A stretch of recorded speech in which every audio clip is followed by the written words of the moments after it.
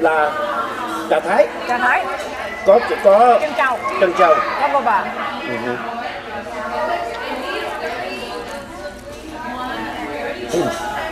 Nó ngọt hơn cái này nhiều.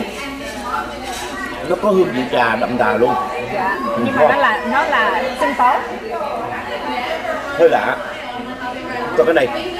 Cái này em gọi là chamoy mango. Chamoy là một cái sauce giống như là muối ớt của Việt Nam mình.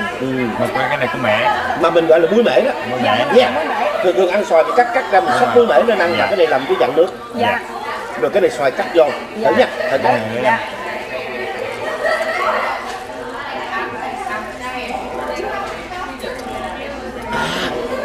Giống như ăn xoài muối mễ á. Dạ. Ngon quá. Nữa nữa.